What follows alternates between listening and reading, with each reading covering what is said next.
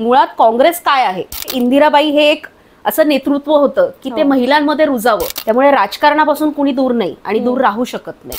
कोणत्याही मुद्द्याचं राजकारण केलं जातं. आत्ताच काही दिवसांमधला औरंगजेबाचा विषय असेल, वाघ्या कुत्रा असेल, मतदान न करणं, त्यावर बहिष्कार टाकणं हा पर्याय नाहीये. मी नेहमी सांगते की पुरुषांशी बरोबरी करणं हे काम महिलांचं नाहीये. स्पर्धा ही पुरुषही महिलांशी करतात, परंतु हा समाज महिला चालवतात आणि चालवत आलेले आहेत. तेव्हापासून घरातले सगळे देव मी काढून डब्यात बंद करून ठेवले.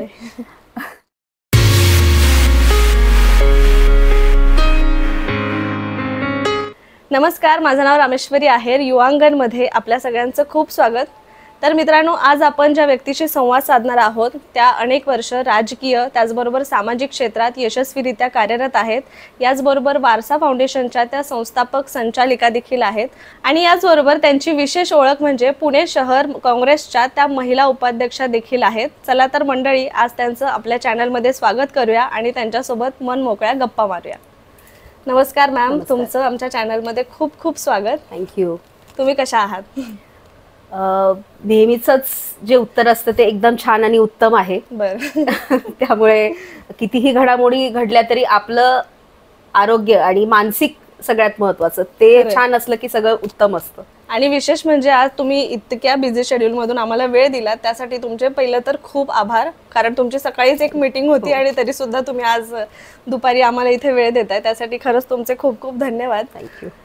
तर मॅम, तुमच्याबद्दल जाणून घेताना अनेक गोष्टी उलगडल्या, त्या मला जाणून घ्यायच्या आहेत. तर सगळ्यात आधी माझा प्रश्न असा आहे की तुमची राजकीय सुरुवात कशी झाली आहे? मला खरं तर कौटुंबिक पार्श्वभूमी आहे राजकीय. ओके. माझे आई वडील हे दोघंही अनेक वर्षापासून सक्रिय राजकारणात राहिलेले आहेत.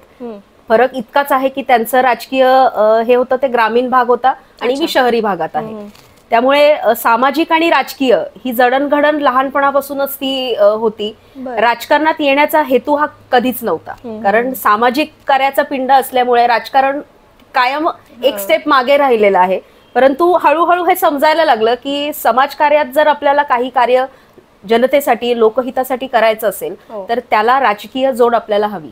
आणि या हेतूतून राजकारणामध्ये सक्रिय साधारणपणे 2009 सालापासून मी लग्न झाल्यानंतर काही वर्षांनी त्यामध्ये मी आले. मग तुम्ही त्याचं प्रोफेशनली म्हणजे शिक्षण वगैरे घेतलेलं आहे का? मी BA इन पॉलिटिकल सायन्स आहे, ऑनर्स आहे मी.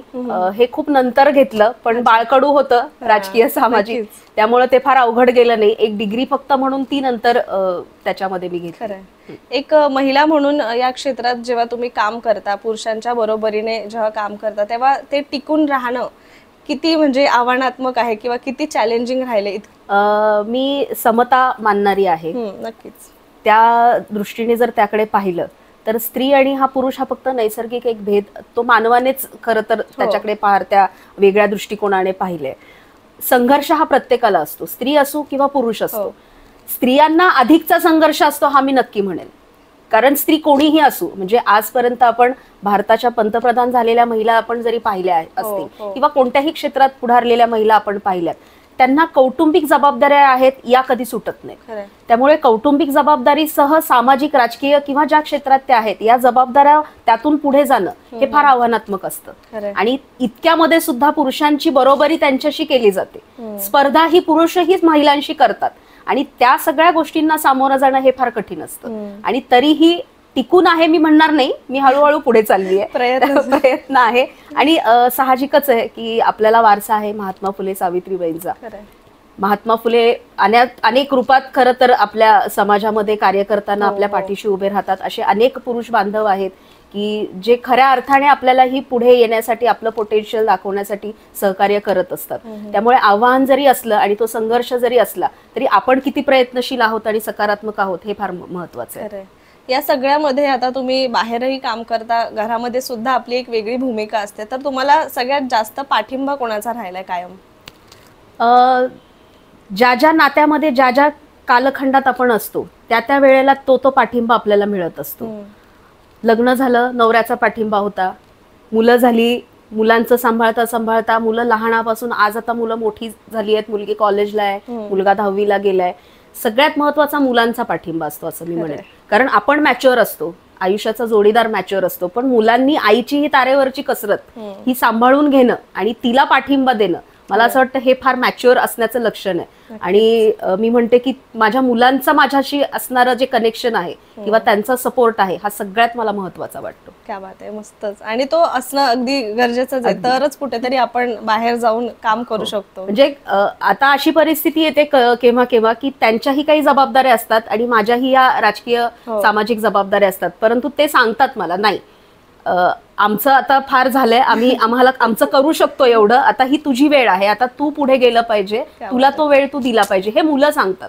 आणि तेव्हा एक आई म्हणून सुद्धा अभिमान स्वतःचाही वाटतो की आपण आपल्या मुलांवरती जे संस्कार दिलेत ते खरंच त्या तोडीस आहेत की ते आज आपल्यालाही सांभाळून घेत आहेत. क्या बात आहे. नक्की कोणत्याही मुद्द्याचं राजकारण केलं जातं, तर ह्या गोष्टीकडे तुम्ही कसं पाहता, किंवा ह्या गोष्टी जर बदलायच्या असतील तर त्या कशा बदलल्या गेल्या पाहिजेत? खरं सांगू का, आपल्या सगळ्यांच्या भावना आहेत ना बोथट झाल्यात. म्हणजे विषय फक्त चघळायला आपल्याला मिळत असतो. सोशल मीडियाच्या माध्यमातून असेल, मीडियाच्या माध्यमातून असेल, दर तासाला काही ना काहीतरी विषय नवीन मिळतो आणि आपण मागचा विषय मागे टाकतो. अगदी मीम्सच्या माध्यमातून सुद्धा आपण पाहतोय. आत्ताच काही दिवसांमधला औरंगजेबाचा विषय असेल किंवा उद्धव ठाकरेंचा यांचा तो एका त्या नटीचा जो काही खून झाला होता त्या संदर्भातला असेल, किंवा अनेक जे काही मुद्दे येत आहेत, वाघ्या कुत्रा असेल, म्हणजे एक मुद्दा मागे पडतो की लगेच पुढचा येतो, त्याने काहीतरी दंगल घडते, समाज अस्थिर होतो की परत दुसऱ्या दिवशी दुसरा मुद्दा असतो, मागचा मुद्दा मागे राहतो. त्यामुळे मला असं वाटतं की समाज म्हणून आपण याकडे कसं पाहतो हे फार महत्वाचं आहे. आपल्याला वायबल करणारे किंवा मानसिकदृष्ट्या आपल्याला खच्चीकरण करणारे हे घटक समाजात पूर्वीपासून आहेत, परंतु त्याला आपण कसं टॅकल करतो हे पण खूप महत्वाचं आहे. कारण ऍक्शन आहे ते रिॲक्शन होणार आहे, पण आपण त्या ऍक्शनला जर ही रिॲक्शनच केली नाही तर मला असं वाटतं की हे असे विषय फार कमी होतील आणि त्याला महत्व तितकंच प्राप्त होणार नाही. आणि त्याच दृष्टिकोनातनं एक कुणी नाही किंवा एक कुठला घटक नाही तर सर्वांनीच त्याकडे त्या दृष्टीने पाहिलं तर मला असं वाटतं की हे विषय उद्भवणार नाहीत. नक्कीच. कारण आपण आता म्हणजे सर्वसामान्य माणसाला खरं तर त्या गोष्टीकडे बघून किंवा जे काही राजकारण चाललंय हे बघून खरं तर अंगावर काटा येतो की कोणत्याही मुद्द्यावर ज्याला काही अर्थ नाही अशा गोष्टींना खरं तर खूप जास्त राजकारण केलं जातं किंवा वेगवेगळे फाटे फोडले जातात. तर ह्या गोष्टी अजून बदलण्यासाठी तुम्ही म्हणजे कशा प्रकारे प्रयत्न करता? सर्वसामान्य माणसाच्या जीवनामध्ये राजकारण हा खरं तर फार मोठा भाग आहे.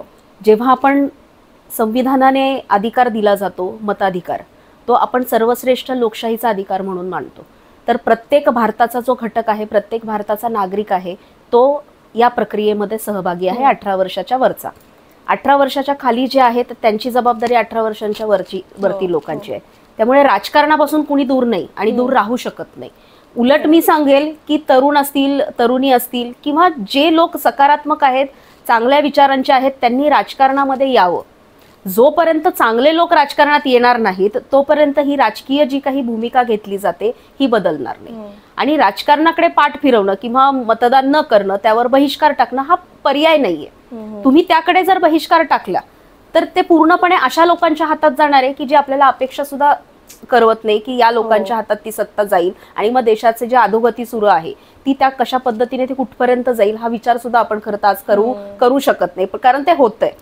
आणि हे थांबवायचं असेल तर मी पुन्हा तेच सांगतेय की समाज घटक म्हणून आपण याकडे कुठल्या दृष्टिकोनातनं पाहतो हे फार महत्वाचं आहे. त्यामुळे त्याला दुर्लक्षित करण्यापेक्षा किंवा हे काहीतरी वेगळंच चाललंय, डायव्हर्जन चालू आहे हे नक्कीच आहे. मूलभूत ज्या गरजा आहेत, आवश्यकता आहेत, याच्याकडून समाजाला डायव्हर्ट केलं जातंय, पण आपण आपली भूमिका किंवा आपलं कर्तव्य पार पाडत नाही, म्हणून अशी लोक आज सत्तेत बसतात आणि त्यांच्याकडून ह्या सगळ्या गोष्टी सुरू आहेत हे आपण लक्षात घेतलं पाहिजे. बरोबर. आता जसं तुम्ही उल्लेख केला की तरुणांनी सुद्धा येणं गरजेचं आहे, पण तसं बघायला गेलं तर कुठेतरी संख्या ही कमी आहे या क्षेत्राकडे वळण्याची. कारण जे चित्र एकूण जे दिसतंय ते खूपच गढूळ झालेलं आहे, त्यामुळे इथे भीती वाटते खरं तर बघायला सुद्धा.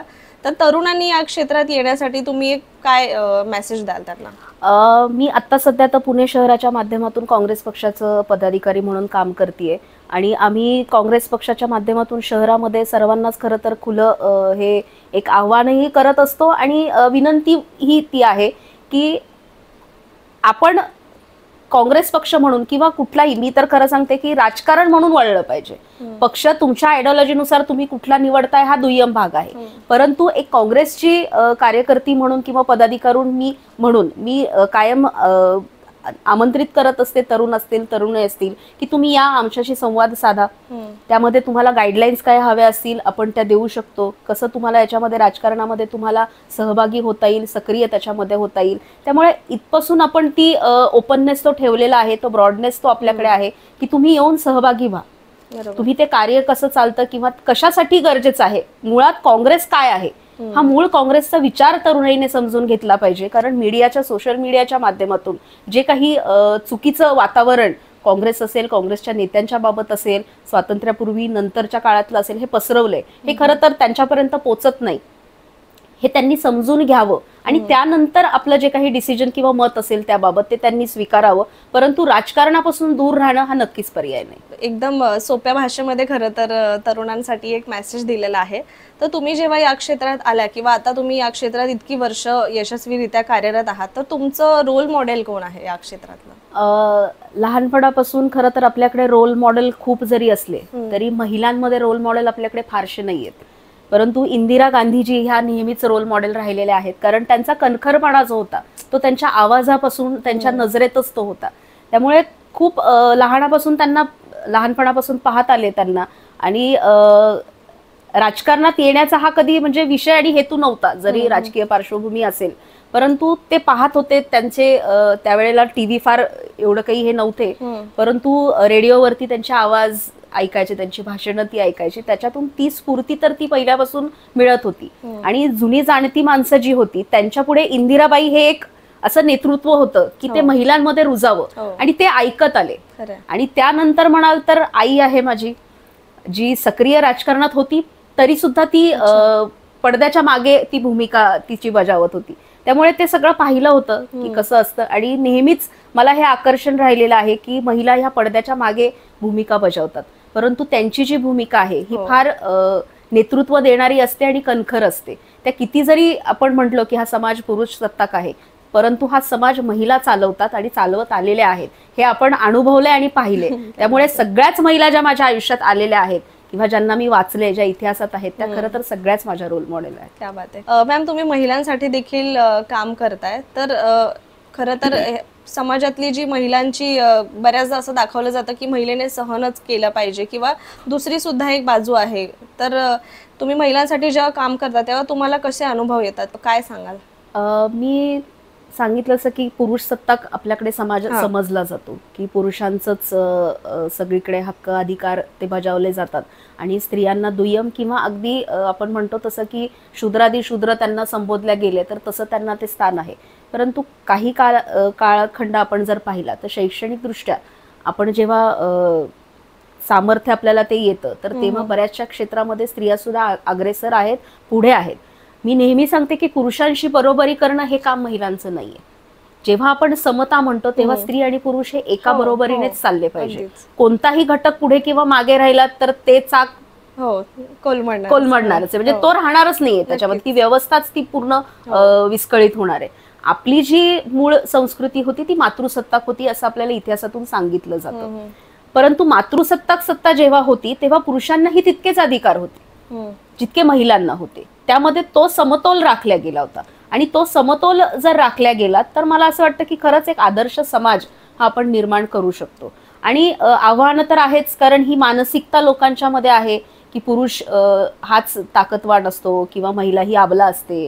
आणि आपल्याकडे प्रत्येक स्टेजवरती असं म्हटलं जातं की महिलांना सशक्त केलं पाहिजे. मला कधीच गरज वाटत नाही महिलेला सशक्त करायची, ती सशक्तच असते. एक स्त्री जेव्हा असंख्य कळा सहन करून जर एक मूल जन्माला घालू शकते, ती तितकी ताकद जर तिच्यात असेल तर आपण तिला म्हणजे दुबळी कशी म्हणू शकतो. मग ती सशक्त आहेच, फक्त गरज आहे एक अपलिफ्टमेंटची. आपण जसं म्हणतो की एक हात देण्याची गरज असते त्या परिस्थितीतून बाहेर येण्याची, तर मला असं वाटतं की तितकीच फक्त आवश्यकता आहे की आपण त्या महिलांना किंवा एक दुय्यम घटक म्हणून ज्यांना आपण म्हणतो एक अपलिफ्टमेंटसाठी त्यांना जर आपण मदत केली तर नक्कीच मला वाटतं की समाज हा आपला खऱ्या अर्थाने सुधारलेला पुढारलेला होईल असं म्हणता येईल. आणि ते खूप काळाची गरज सुद्धा आहे ती, आणि त्या अनुषंगानेच आपण कार्यही करत आहोत. भगिनी भाव जो आहे तो जपण्याचा, जोपासण्याचा. कारण अनेक स्त्री अभ्यासक जरी आपण पाहिले तर ते नाकारतात की स्त्री ही स्त्रीची शत्रू आहे असं ते म्हणत नाहीत. कारण त्यांचं म्हणणं असं आहे की या पुरुष सत्ताक व्यवस्थेच्या त्या वाहक आहेत.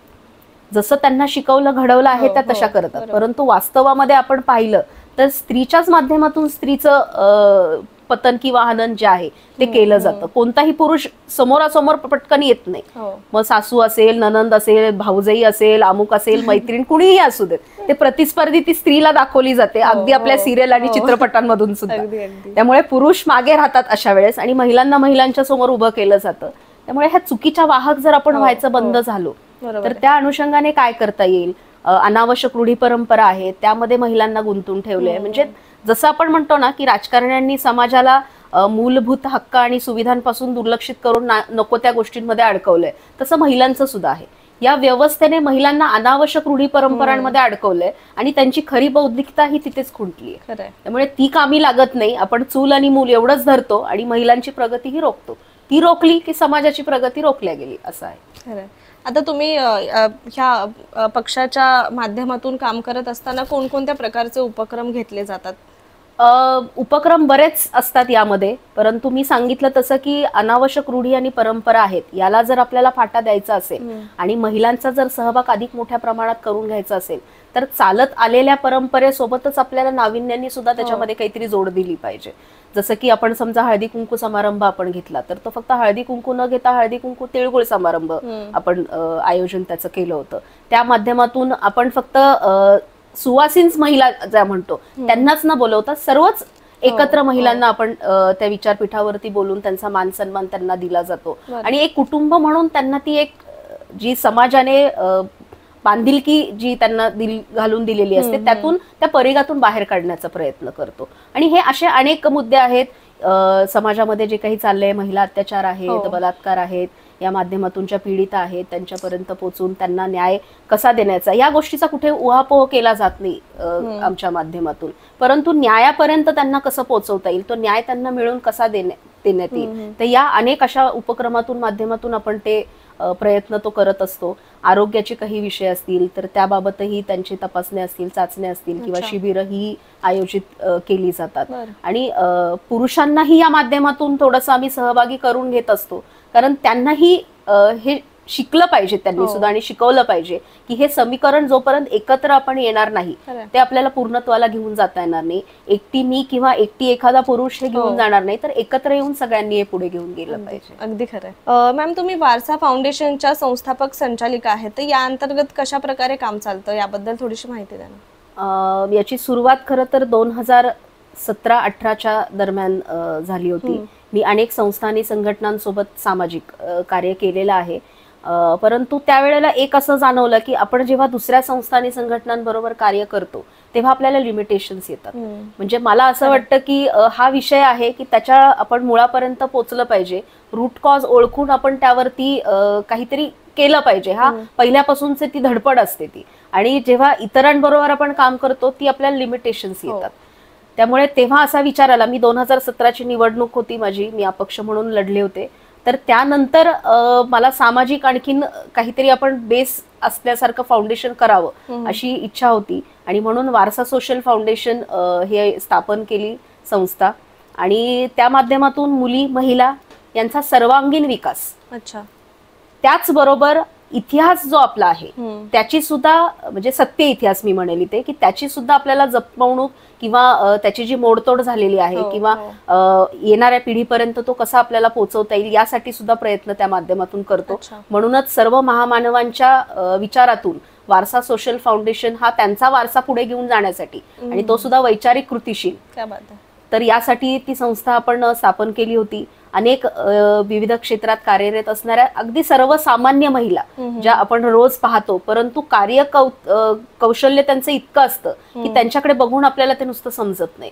तर त्या महिलांना सोबत घेऊन त्यांचा सन्मान करणं, त्यांच्या कार्याची ओळख इतर समाजातील घटकांना करून देणं, विविध शिबिरं आयोजित करणं, यामध्ये जे सण असतात ते सण सुद्धा वेगळ्या पद्धतीने आपण कसं साजरे करू शकतो. रक्षाबंधन सारखा सण आहे, म्हणजे रक्षाबंधन हा आपल्याकडे बहीण आणि भावाचा सण असा समजला जातो. बहिणीने भावाला राखी बांधायची आणि तो आयुष्यभर आपलं रक्षण करतो वगैरे वगैरे, हे त्यात आहे. पण मला हे थोतांड वाटतं कारण रक्षण जर करायचं असेल तर मला असं वाटतं प्रत्येक व्यक्ती एकमेकांचं रक्षण करत हो असते. नक्कीच. आणि आई आपल्या मुलांचं करत असते, वडीलही आपल्या मुलांचं करत असतात, कुटुंबाचं करत असतात. त्यामुळे असं काही नाही की ते फक्त एकाच कुठल्या तरी व्यक्तीच्या हातून आपण ते बांधून घ्यावं आणि त्याच्याकडून ते रक्षणाची अपेक्षा करावी. आपण स्वतःही आपलं रक्षण करत असतो. मग आपले जे कम्युनिटी हेल्पर्स आहेत, मग कचरा वेचणारे असतील, साफसफाई कामगार असतील, महापालिकेतले आहेत किंवा स्थानिक लेवलचे असतील, त्यांना बोलून आम्ही हा रक्षाबंधन त्यांच्याबरोबर साजरा केला होता. मग त्यांच्या आरोग्याच्या बाबतीत त्यांची ही काळजी कशी घेतली जाईल, मग त्यांना काही सेफ्टी किट्स त्यांना वाटप त्या वेळेला केले होते. म्हणजे अशा वेगवेगळ्या माध्यमातून आपण हे सण सुद्धा किंवा जबाबदारी आणि कर्तव्य आपलं जे आहे हे त्यांच्या प्रती कसं पार पाडता येईल हे पाहिलं होतं. शैक्षणिक योजना आहे जी आपण वर्षातनं 3 किंवा 5 विद्यार्थी किंवा विद्यार्थिनींना की जे अगदी वंचित घटकातून आलेले आहेत, ग्रामीण भागातून आहेत, की त्यांच्यापर्यंत मदत पोहोचत नाही, अशा मुलामुलींना आपण त्यातून मदत करण्याचा प्रयत्न करतो.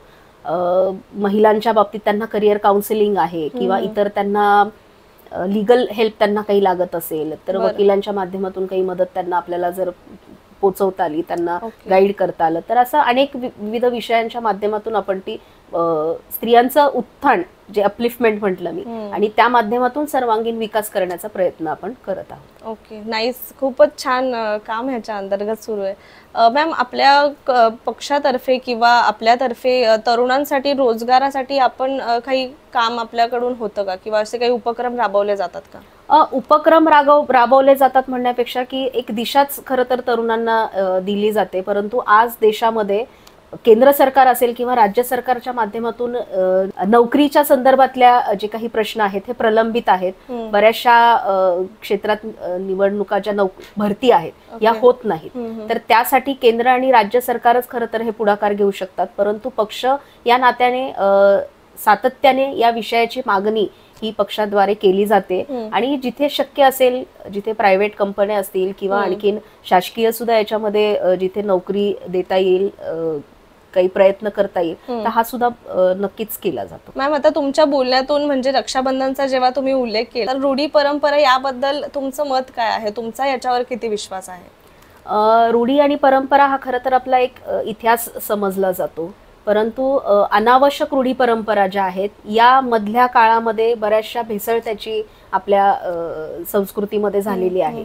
आपण जेव्हा संस्कृती किंवा धर्म याकडे जातो किंवा एक देश म्हणून आपला पाहायला जातो तर आपला देश हा विविधतेने नटलेला आहे. म्हणजे त्यामध्ये कुठलाही हिंदूंचा देश जरी म्हटलं तरी यामध्ये अनेक धर्म आहेत, अनेक जाती आहेत. परंतु प्रत्येक जाती आणि धर्मात जर आपण पाहिलं तर स्त्रियांना हे दुय्यम स्थान आहे.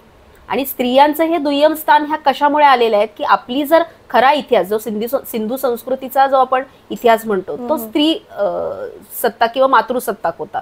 मग मातृसत्ताक पासून आपण पुरुष सत्ताक आलो कसं, हा फार मोठा इतिहास आहे. परंतु कर्तृत्ववान स्त्रिया जेव्हा अशा अनावश्यक रूढी आणि परंपरांमध्ये अडकवल्या जातात, देवधर्माच्या नावाखाली किंवा चूल आणि मूल यामध्ये त्यांना अडकवलं जातं, तेव्हा संपूर्ण समाजाची प्रगती ही खुंटते आणि तो समाज मागासलेपण त्या समाजाला येतं. महात्मा फुले, सावित्रीबाई फुले यांचा विचारच तो होता की महात्मा फुले म्हणायचे की एक स्त्री शिकली की संपूर्ण कुटुंब शिकतं आणि ते कुटुंब शिकलं की समाज सुधारतो. मग हा जो विचार होता हा काही हजारो वर्षांपूर्वी तो विचार खुंटीत केला गेला आणि महिलांना या सगळ्या अनावश्यक रूढी परंपरांमध्ये अडकवल्या गेलं. आज जर पाहिलं तर 2017 पासून माझं कुटुंब पूर्णपणे नास्तिक आहे. अच्छा, म्हणजे देव धर्म आम्ही कुठलाही मानत नाही, पाळत नाही. मानवता ही एकच जात, हा एकच धर्म आणि त्याच विचारांवरती आम्ही पुढे चाललोय. कारण एक आई म्हणून जेव्हा मी विचार करते ह्या सगळ्या गोष्टींचा, ज्याही क्षेत्रात मी कार्यरत आहे तिथे एक आई म्हणून मी विचार करते. कारण माझी 2 मुलं आहेत आणि त्यांना वाढवताना, त्यांच्यावर संस्कार देताना फक्त आपलं इतकंच कर्तव्य नसतं की त्यांचं खाणं पिणं शिक्षण पाहणं, तर आजूबाजूचा समाज सुद्धा आपण त्यांच्यासाठी किती पॉझिटिव्ह सकारात्मक निर्माण करतोय हे सुद्धा खूप गरजेचं आहे. आणि त्या हेतूने नास्तिक जे काही आहे मी झाले, म्हणजे वयाच्या 33-34 वर्ष तर आस्तिकच होते. जे काही परंपरेने आलं, संस्काराने दिलं ते सगळं केलं. नंतर असं जाणवायला लागले की हे सगळं अनावश्यक आहे. आपण यामध्ये खूप वेळ, खूप पैसा आणि विनाकारणच मानसिक ताण आपण तो आपल्यावरती घेतोय. स्वतःहून जर आपण काहीच करणार नाही तर ह्या सगळ्या गोष्टींचा काहीच अर्थ नाहीये. मी जर प्रयत्न करणार नाही तर कोणताही देव किंवा कोणताही अवतार येऊन मला तुम्ही मदत करणार नाही.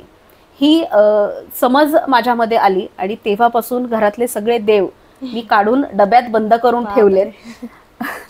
मला विरोध घरातून कुणाचा कशाचा झाला नाही. मिस्टरांना पण सांगितलं असं असं आहे, ते म्हणले तुला जे वाटते ते तू कर. म्हणलं तुमच्यावर माझं बंधन नाही, पण मी करणार नाही आणि मी याच्यामध्ये स्वतःला गुंतून घेऊन माझ्या मुलांना मी हे संस्कार देणार नाही. त्यामुळे मी त्यांना हेच सांगेल की जे काही करायचंय, जे काही यश मिळवायचे त्यासाठी तुम्हाला कष्ट घ्यावे लागणार आहेत, संघर्ष असेही आहेतच.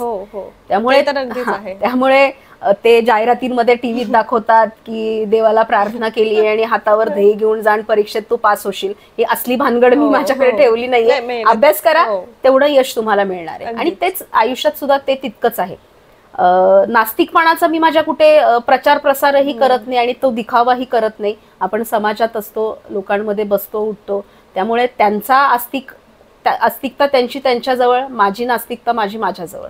त्यामुळे त्याच्यात कुठेही ते तसल्या प्रकारची भेसळ मी केली नाही आणि होतही नाही. तुम्हाला मी मंदिरातही गेलेली दिसेल, तुम्हाला हात जोडून उभीही दिसेल, पण माझ्या मनात भाव नाही, त्याच्यामुळे तो बिचारा मला काही पावणार नाही असला तरी. त्यामुळे तितकं सहज आणि सोपं मी माझं तो नास्तिकपणा पण मी ठेवलेला आहे. बापरे, खूपच डेंजर असा डिसिजन आहे हा. तुम्हाला भीती नाही वाटत म्हणजे ह्या निर्णयाची, किंवा तुमच्या घरात कोणी कधी विरोध नाही केला ह्या गोष्टीला? नाही, मला तो झालाही नाही, कारण मी पहिल्यापासून स्पष्टोक्ती आहे. त्याचा त्रास भरपूर होतो, नाही असं नाहीये. म्हणजे मग आपण वाईट टाकल्या जातो, वेगळे पडतो, पण मला त्या गोष्टींची म्हणजे भीती ही गोष्ट माझ्यात नाहीये. मला ती कधी वाटली नाही आणि ह्या सगळ्याचं मूळ भयच आहे हे मला माहितीये. हा देव कोपला, मग तो देव कोपला, मग त्याची भीती आपल्याला मनात बाळगायची आणि मग त्याच्यानुसार आपण वागायचं, ते मला कधीच जमलं नाही. आणि मी सारासर नेहमी विचार करणारी आहे की या गोष्टीचा खरंच काही उपयोग आहे का. आणि त्याच्या जास्त आहारी गेलं की ते अंधश्रद्धेकडे तो रस्ता झालाच ना. म्हणजे तो आयुष्यात फटका मला बसलाच होता. म्हणजे मी मगाशी जसं तुम्हाला उदाहरण सांगितलं की 2017ची जी माझी निवडणूक होती, म्हणजे कोणत्या देवाला मी नवस केला नसेल. अच्छा. हा, पण हे नंतर आपल्याला समजतं ना की जेव्हा आपण बसतो की आपण दिवसभराचा जेव्हा विचार आपण करतो, किंवा तसा विचार एक दिवस माझ्या मनात आले की आपण एवढे वर्ष काय करतोय, मग हे करत असताना आपण इतक्या देवांना नवस केला, मग का आपल्याला पावला नाही. त्याचं खरं उत्तर होतं की आपण कमी पडलोय. आपण कमी पडलो, आपलं कार्यक्षेत्र आपण वाढवायला हवं होतं, किंवा आपण थोडं लवकरच याच्यात उतरलो का, आपली ती तयारी होती का नव्हती. म्हणजे इथपासून ते सगळ्या असंख्य प्रश्न होते आणि कुठल्याही प्रश्नाचं उत्तर मला उत्तराने मिळालं नाही. सगळ्या प्रश्नांची उत्तरं मला प्रश्नातच मिळाली. त्याच्यामुळे ते प्रश्न प्रश्न प्रश्न पडत गेले आणि तो गुंता सुटत गेला. त्यामुळे एक दिवस उठले, सगळं उचललं, ठेवलं आणि म्हटलं बस आता हे आपल्याला जमणार नाही आणि आपल्याला करायचंच नाही. जर काही यशस्वी व्हायचं असेल आपल्याला, तर आपल्याला आपलं कामाला लागलं, मेहनतीशिवाय पर्याय काहीच नाही. त्यामुळे ह्या सगळ्या गोष्टी आहेत आणि डिसिजन मी घेतला होता, त्याच्यामुळे कुणाला सक्ती जबरदस्ती केली नव्हती. फक्त मुलांचा विषय आई म्हणून माझ्यावरती होता, त्यामुळे त्यांना ती सक्ती केली. जोपर्यंत ते मोठे होत नाही तोपर्यंत. भविष्यात त्यांनी जर आध्यात्मिक मार्ग स्वीकारायचा ठरवला तर तो त्यांचा विषय, कारण ते इंडिपेंडेंट आहेत. आई म्हणून मी त्यांची मालक नाहीये. So they can decide what they want to do. नक्कीच मॅम, आता तुम्ही इतकी वर्ष काम करताय, तर तुम्हाला काही चांगले वाईट अनुभव आले असतील, तर काही असे आठवण किंवा काही किस्से आहेत का सांगण्यासारखे? चांगले वाईट म्हणजे दोन्हीही. म्हणजे कसे, आता राजकीय क्षेत्रात काम करत असताना अनेक वळणातून तुम्ही आला असालच, तर त्यातल्या काही अशा आठवणी ज्या तुम्हाला सांगाव्याशा वाटतील? वाईट अशा आठवणी प्रकर्षाने आठवतील किंवा मांडता येतील अशा काहीच नाहीयेत. कारण मला असं वाटतं की मी नेहमीच माझी एक मर्यादा किंवा बाउंड्री ज्याला आपण म्हणतो, ती माझी मी आखून ठेवलेली आहे. आणि माझ्याकडे बघून मला असं वाटत नाही की कुणाला ती हिंमत करावीशी वाटत असेल किंवा असं वाकडं काही माझ्याशी वागावं किंवा काही. कारण जशाच तसं उत्तर ते मला देता येतं. तशी मी फार शांत आहे, पण ती वेळ आलीच दाखवायची तर ते आपण दाखवू शकतो. पण असा वाईट असा प्रसंग किंवा अनुभव कधीच आला नाही. आणि जरी छोटा मोठा एखादा असेल तर तो मी हाताळायला सक्षम आहे, तो सक्षमपणे हाताळलाही असेल, तो आठवणारही नाही मला. परंतु चांगले अनुभव मी खूप सांगू शकते, खूप. म्हणजे इथे आपल्याला एक दिवस कमी पडेल इतके मी सांगू शकते. कारण आपण जे पेरत असतो ते उगवत असतं. आणि सगळ्या लोकांशी आपण जेव्हा संवाद साधतो, बोलतो, मला बोलायला खूप आवडतं. बोलण्यातून माणसं खूप जोडली जातात. त्यामुळे माझ्या विचारातून सुद्धा अनेक माणसं माझ्याशी जोडल्या गेलेले आहेत. अगदी भारतात संपूर्ण लोक आहेत की जे मला फोन करतात, व्हिडिओ पाहतात, मराठीतनं माझे बरेचसे व्हिडिओ काही आहे तर ते म्हणतात हिंदीतनं करा. म्हणजे खूप काही आहे की लोकांनी खूप भरभरून दिलं. म्हणजे मी माझंच फक्त जे काही अनुभव आहे ते लोकांशी शेअर करत राहिले, परंतु त्याच्या बदल्यामध्ये लोकांनी मला असंख्य प्रेम दिलं, आदर दिला आणि आनंद तर खूप व्यक्त लोकांनी केला. आणि यामध्ये ना एक महत्वाची गोष्ट म्हणजे वयोवृद्ध लोक सुद्धा खूप जोडले गेले आणि त्यांचं मार्गदर्शन, त्यांचा अनुभव हे फार मौल्यवान ठरत गेलं. त्यामुळे शिकतीये, विद्यार्थी दशेत आहेत, आयुष्यभर आपल्याला शिकायचंय. तो कामनेस, तो पॉझिटिव्हनेस आपण पण ठेवला पाहिजे. क्रिटिसिझम सुद्धा आपल्याला झेलता आला पाहिजे. म्हणजे फक्त मी सार्केझम दाखवतीये आणि मला तो नाही सहन होते, त्याचा काही यूज नसतो. मग तुम्ही जर ते करताय तर तुम्ही ती घ्यायची पण तुमची तयारी पाहिजे. आणि मी भरपूर प्रेम लोकांकडनं घेतलंय, त्यामुळे आता माझ्यावरती लोकांचं ते ऋण आहे. तर ते माझ्या ह्या सामाजिक आणि राजकीय कार्यातून मी लोकहितासाठी जितकं काही करू शकेल, मला असं वाटतं तीच परतफेड माझी त्या सगळ्यांना राहील. क्या बात आहे, खूपच छान. की सोशल मीडिया किंवा ट्रेंड्स, सगळ्या हॅशटॅग, व्हायरल वगैरे ह्या सगळ्याच गोष्टी खूप जास्त घडतात. तर ह्यामध्ये जे समजा काही पॉलिटिकल्सचे सुद्धा, राजकीय लोकांचे किंवा मोठमोठ्या नेत्यांचे सुद्धा काही मीम्स वगैरे असे बनत असतात, तर याबद्दल तुमचं मत काय आहे? मला वाटतं त्याकडे फक्त एक एंटरटेनमेंटचा भाग म्हणून आपण बघायला पाहिजे. कारण आपल्याकडे बेरोजगारी इतकी वाढली आहे ना की हे करण्याशिवाय काही म्हणजे वेळ कुठे घालवायचा, तर ह्या सगळ्या गोष्टींमध्ये वेळ जातो. म्हणजे मला कधी कधी प्रश्न पडतो की हे कधी करत असतील.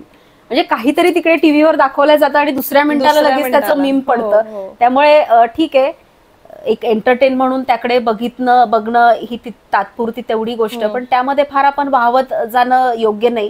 कारण त्यातून ज्या लोकांनी इतिहास घडवलेला आहे, देशाला प्रगतीच्या पथावरती नेलेला आहे, त्या लोकांचा अवमानही आपण त्या माध्यमातून करत असतो, हे कुणाच्या लक्षात येत नाही. त्यामुळे तोही थोडासा आपण जरा विचार जर तरुणांनी किंवा जे कोणी ते मीम्स करत असतील त्यांनी केला तर मला असं वाटतं ते थोडंसं आपल्या देशाची जी काही आता चव्हाट्यावर इज्जत मांडल्या गेली किंवा जी बेइज्जती झाली आहे जगभरामध्ये, ती थोडीफार प्रमाणात कमी होईल.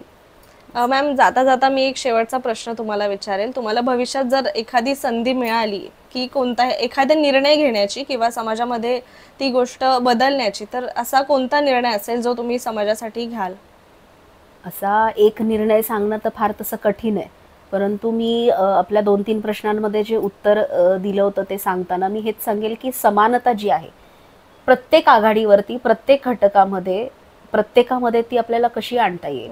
कारण जोपर्यंत तुमच्या आणि माझ्यामध्ये समानता येणार नाही किंवा त्यांच्यात आणि आपल्यात समानता येणार नाही, तोपर्यंत बरेचसे विषय प्रलंबित राहणार आहे. आता तो विषय घ्यायचा कसा हा फार वेगळा भाग आहे. त्यामुळे आपल्याकडे समानता म्हटलं की एक त्याच्याकडे फार वेगवेगळ्या कांगोऱ्यातून त्याकडे पाहिल्या जातं. परंतु ही समानता जर आली तर अनेक प्रश्न मिटू शकतात. फक्त ती कशी आणता येईल, त्यावरती काय आपल्याला कशा पद्धतीने अभ्यासपूर्वक मांडणी करता येईल, हेही तितकंच महत्वाचं राहील. नक्कीच, खूप महत्वाचा तुम्ही आज मेसेज दिलाय. खरं तर खूप विषय आहेत तुमच्याशी बोलायला, पण आजसाठी इतकेच आपण हे करूया. आणि थँक्यू सो मच की तुम्ही आज आम्हाला वेळ दिलात. पुन्हा आपण नक्की भेटूया वेगवेगळ्या विषयांवर. तुमच्याशी गप्पा मारायला खरंच खूप आवडेल, कारण तुमच्या माध्यमातून तुमचे जे विचार आहेत ते आमच्या चॅनलच्या माध्यमातून सगळ्यांपर्यंत पोहोचतील आणि त्यातून नक्कीच काहीतरी छान घडेल अशी आपण आशा करूया. नक्कीच. आणि तुम्हाला सगळ्यांना थँक्यू की तुम्ही आलात, तुम्ही मला निवडलं या सगळ्या प्रश्नांसाठी आणि ते उत्तरं मी देऊ शकले तुमच्या प्रश्नांची, असं मला नक्कीच वाटतंय. आणि यापुढेही भेटत राहूयात, केव्हाही तुम्ही सांगा, कारण समाज आपल्याला प्रबोधन करायचंय, बदलायचा हा आपला हेतू आहेच. आणि भेटत राहूयात.